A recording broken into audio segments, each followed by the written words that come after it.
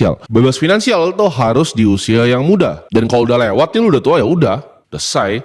Gamenya selesai, kalah. Dan orang yang masih muda yang ngajarin, wah. Oke, langsung saja kita simak videonya sama-sama, oke? Di video kali ini, gue akan bahas strategi ampuh untuk meraih kebebasan finansial. Ini sebenarnya topik yang sangat banyak dibahas oleh para pelaku sosial media ya, sama mereka yang tepatnya belum pernah bebas finansial, tapi selalu ngomong gimana caranya bebas finansial. Padahal lu sendiri aja belum bebas finansial. Ya mungkin ada yang udah bebas finansial tapi udah tua. Dan menurut gue itu nggak dihitung ya. Kenapa? Karena lu gimana caranya enjoy hidup ketika lu udah tua baru bebas finansial. Bebas finansial tuh harus di usia yang muda. Dan kalau udah lewat nih lu udah tua ya udah selesai.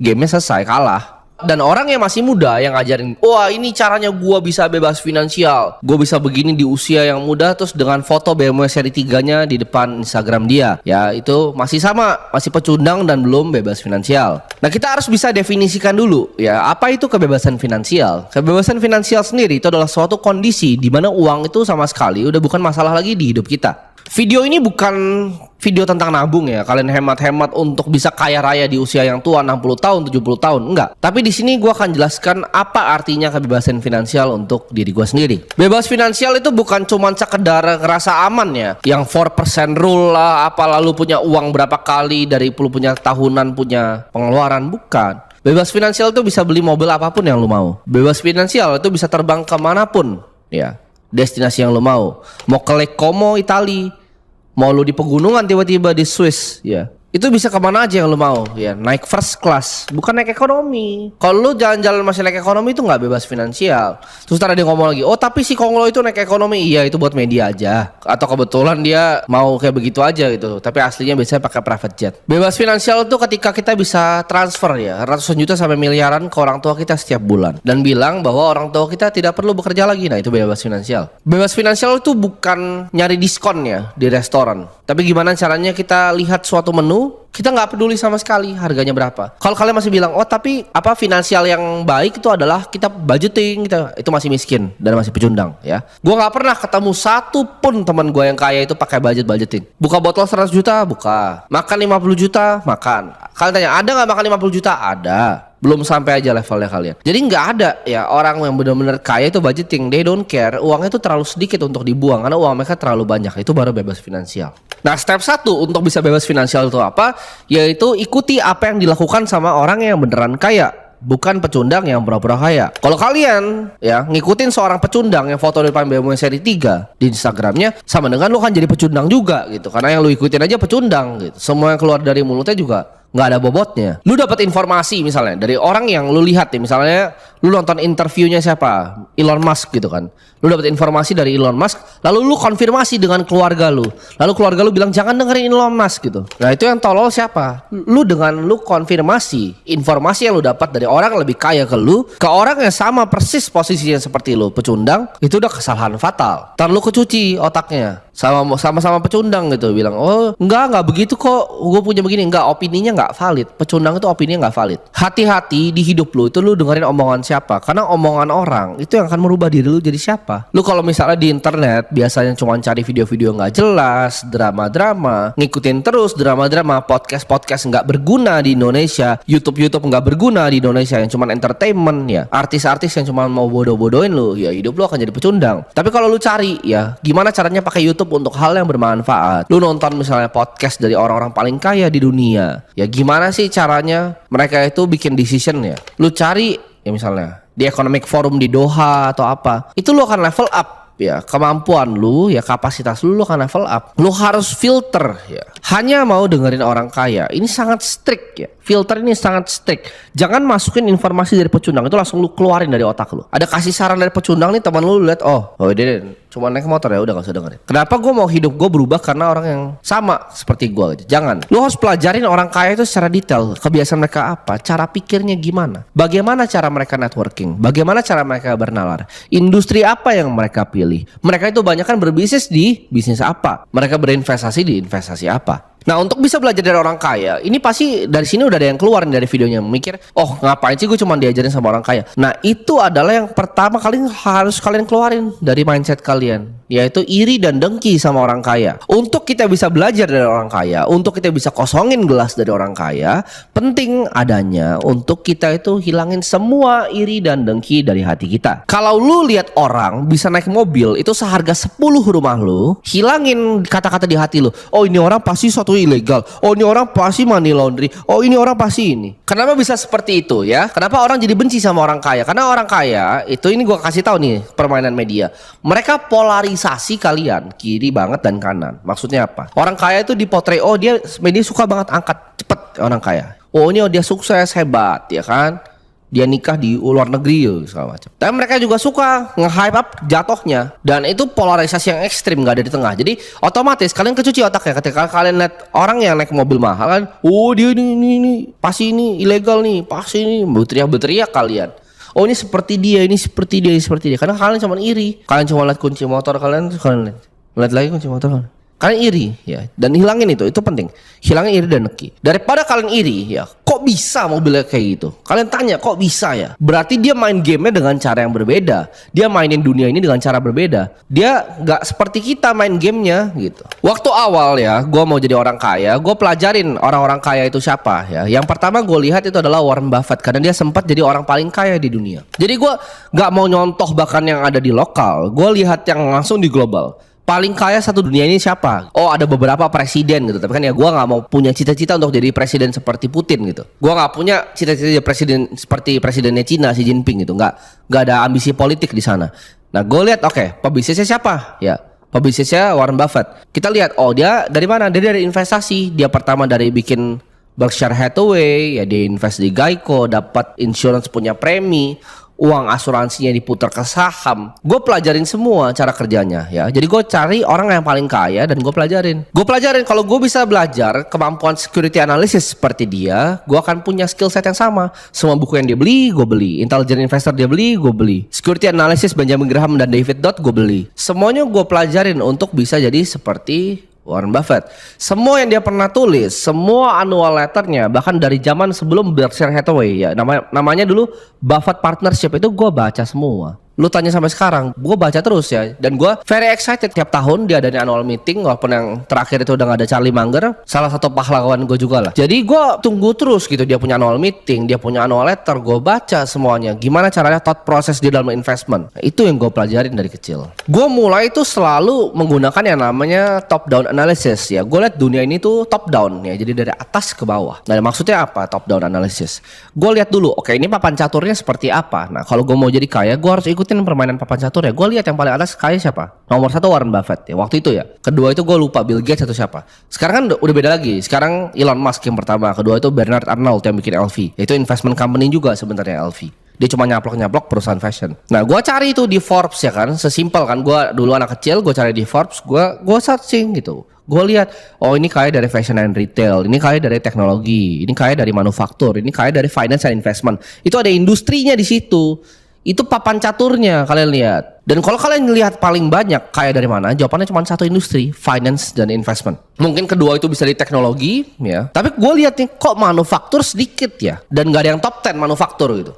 Gak ada yang jadi kaya banget dari manufaktur. Ya udah gue gak mau main pabrik-pabrikan kayak orang zaman dulu bikin pabrik plastik gitu. Gue main di finance and investment karena gue liatnya secara holistik. Gue mau bebas finansial, gue mau jadi paling kaya. Gue gak mau cuma nabung-nabung, cari-cari diskon di restoran.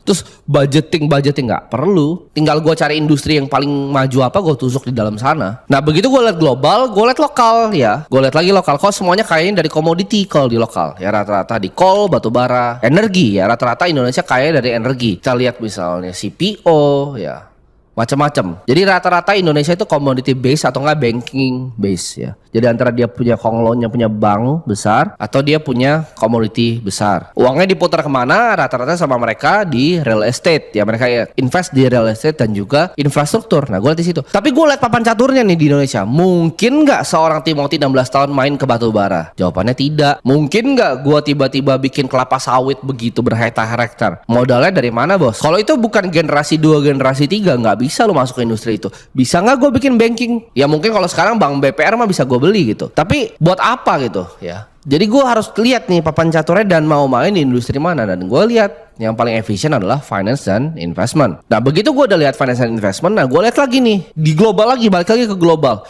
Yang paling muda, yang paling kaya itu siapa? Orang yang punya cash paling banyak di dunia menurut gue saat ini adalah CZ yang punya Binance. Jadi dia adalah orang yang mungkin punya cash paling banyak di dunia sekarang. Karena Binance itu making so much money per hari. Dari sana gue pelajarin gitu. Oke, industrinya kayaknya kripto nih. Begitu gue lihat, kenapa yang kripto ini paling muda-muda, paling kaya-kaya? Berarti there's something di industri ini. That's why gue masuk ke industrinya itu nggak tiba-tiba. Itu holistic top down approach. Karena gue dari kecil udah lihat, gue selalu contek orang paling kaya karena gue mau jadi orang paling kaya. Simpel kan? Masa lu mau jadi orang paling kaya dengerinnya bapak lu gitu. Ya kecuali bapak lu orang paling kaya. Jadi caranya begitu. Kalau kalian bilang kalian didiskredit sama keluarga kalian, oh kalau jangan begini, lu jangan begitu, jangan dengerin ya.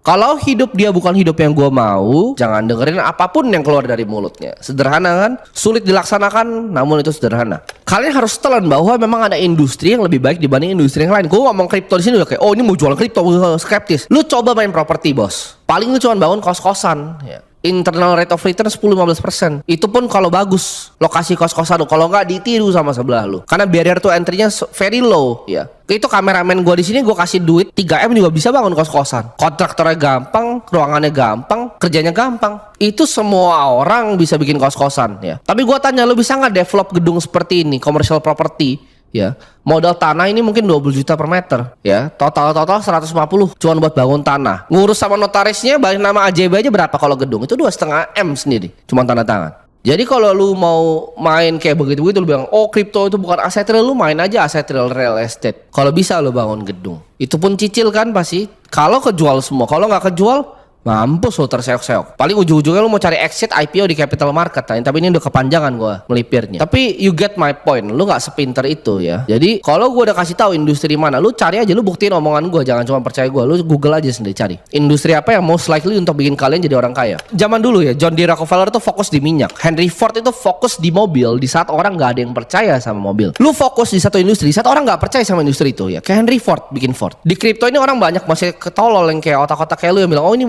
scam ini, kenapa jual kripto, kenapa nggak ini, aduh males lah kalau udah bahas kripto. Lu goblok, ini industri masa depan, lu nggak mau belajar ini lu ketinggalan. Ini sama persis kayak mobil zaman Henry Ford bikin mobil. Lu masih mau naik kuda di sana, kita udah mau bikin mobil di sini. Lu harus laser fokus di industri yang orang tahu ada potensinya. Dan lu tahu orang-orang yang masuk sini bukan orang-orang goblok. Michael Saylor itu 2012 bikin buku judulnya The Mobile Wave. Dia prediksi bahwa semua orang akan pakai ini ke depannya. Di saat lu orang nggak ada yang tahu ini apa. Dia udah prediksi mobile wave. Dia adalah investor awal di Apple dan Amazon. Sekarang dia all in di mana? Di industri Bitcoin. Jack Dorsey yang bikin Twitter atau yang lu pakai kan X sekarang dibeli sama Elon Musk. Jack Dorsey itu bikin Twitter zaman lu pakai BlackBerry, masih pakai nggak lu waktu itu BlackBerry? Itu dibuat sama Jack Dorsey.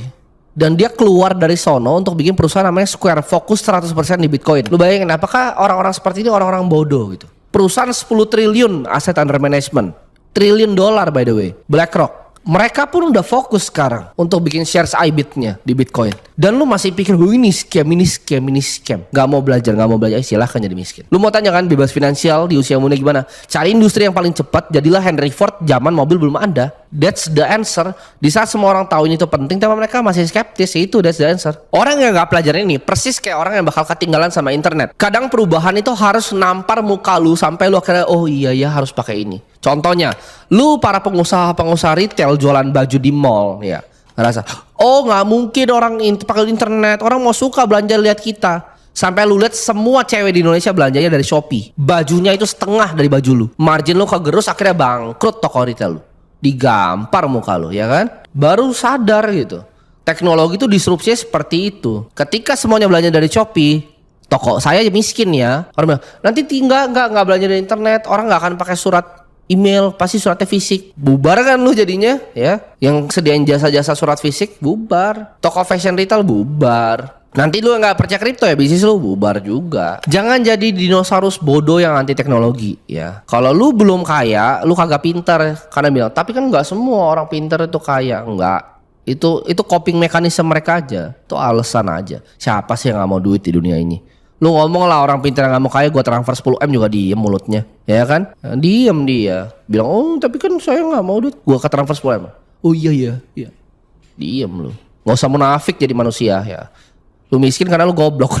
Itu quotes gua tuh. Kalian bisa bawa itu ke kuburan nanti kalau gua udah mati. Lu miskin sama dengan lu goblok. Karena gua nggak ketemu satupun orang kaya yang bikin duit 1 triliun itu goblok, nggak ada. Bandar saham yang gua tahu tuh pinter banget, dia ngitung free float bisa dikeluar kepala kayak ada kalkulator di kepalanya. Teman gua itu Andrew yang punya Gadai juga. Dulu tanya dia matematika. Lu suruh dia kali persen-persenan sampai desimal yang kecil itu otaknya kayak kalkulator. Dia bisa langsung jawab. Nggak ada. Gua ketemu orang kaya yang bego tuh nggak ada di dunia ini. Terus mungkin ada yang bilang juga, oh ini cuma mau ngajarin trading itu judi, lu yang kepala lu yang isinya judi ya. Fortune 500 company cuma 500 ya. Fortune 500. Kalian cari hedge fund tuh ada berapa? Lebih kaya mana? CEO top 1 Fortune 500 atau hedge fund manager nomor 10? Nah, lu pelajarin, lu aja nggak tahu apa itu hedge fund, apa itu family office, apa itu private equity, nggak tahu. Terus bilang, oh trading itu judi. Nah, pelajarin dulu. Orang-orang paling kaya adalah hedge fund managers. Ini gue kasih kuncinya. Jadi mereka coba, kalau lu cari Ken Griffin, yang beli penthouse itu siapa? Orang-orang siapa? Yang beli rumah-rumah paling mahal di dunia itu siapa? CEO-nya Coca-Cola kah? Enggak ya. Yang punya Citadel, yang punya Bridgewater, itu orang-orang paling kaya di dunia. Coba gue tantang sekarang. Kalian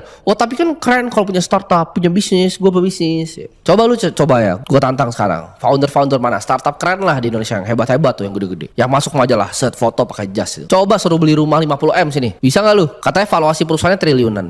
Kok nggak bisa beli rumahnya? Karena nggak punya cash. Jangan mau mimpi jadi founder startup. Itu pekerjaan paling nggak enak di dunia. Udah cuman foto di majalah, orang kira lu kaya tapi duit aslinya kagak punya.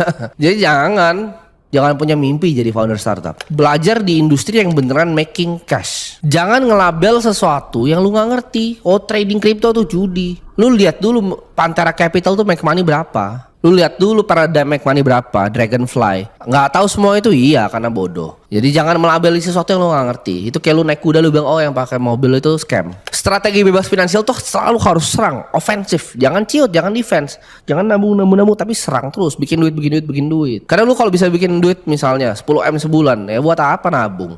Ya kan? Hitung-hitung pengeluaran. Itu game pecundang itu. Lu ntar disuruh nabung ya kan. Yuk dengan gaji 15 jutanya akan nabung sampai umur 60 ya. Nanti begitu 60 udah kena inflasi sampai mampus, kamu punya 10M di reksadana. Udah itu. Itu bebas finansial lu terserah.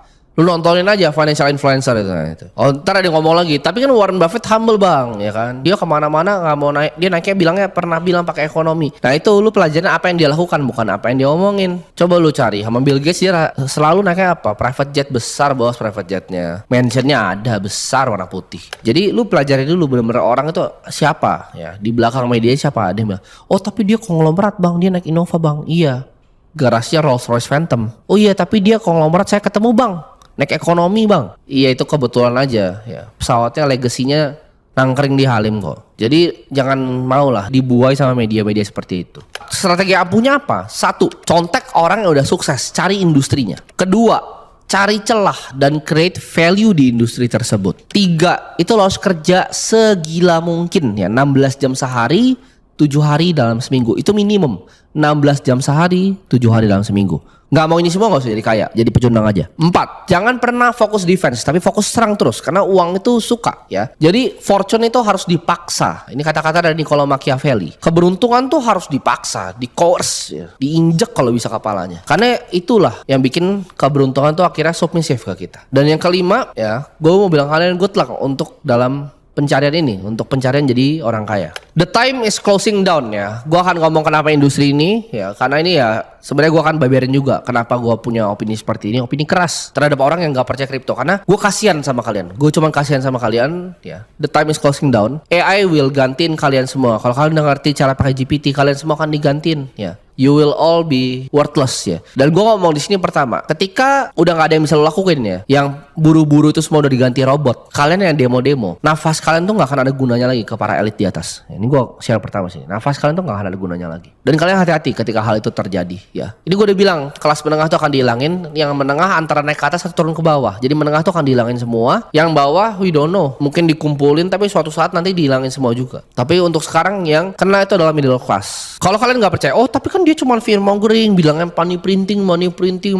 para Keynesian ekonomis goblok gitu ya. Ini gue ajarin kalian di sini. Jumlah pertumbuhan populasi di dunia ini kalian lihat dropnya kapan? Tahun 1971. 1971 ini akan jadi tahun krusial ya dari data-data point yang gue kasih di sini. Ini gue share pertama di sini ya. Nggak akan ada yang share seperti ini di YouTube karena otaknya nggak ada yang sampai. Pertumbuhan populasi 1971 drop. Lihat sederhana, angka perceraian 1971 sampai 2010 ini yang terjadi. Nah, apa hubungannya? Kalau ada hubungannya nanti gue jelasin. Lihat jumlah anak per satu wanita. Kan kalian bilang, oh ada movement feminis. Itu yang bikin siapa? John D. Rockefeller. Dia mau cewek itu jadi budak pabriknya juga. Dia yang buat, dia yang funding gerakan feminis. Jadi buat kalian para feminis di luar sana, sadarlah bahwa yang bikin feminis itu adalah laki-laki bernama John D. Rockefeller. Lihat ya, ini di US, gua gak ngomong di Konoha, ini di US. Harga rumah ya berdasarkan pertumbuhan pendapatan masyarakat di negaranya. Seperti ini chartnya. Kalian lihat setelah 1971 ketika Nixon itu lepas fiat dari gold standard, jadi kertas itu udah gak ada emas di belakangnya. Dunia ini has gone to shit ya. Jadi kalau gue dibungkam suatu saat nanti, makanya kalau lihat profil gue tuh semua selalu ada simbol yang V itu. Kenapa? Karena gue mau ada yang lanjutin apa yang gue omongin di sini ya. Karena manusia itu bisa mati, tapi simbol dan ide itu akan hidup selamanya. Sampai jumpa di video-video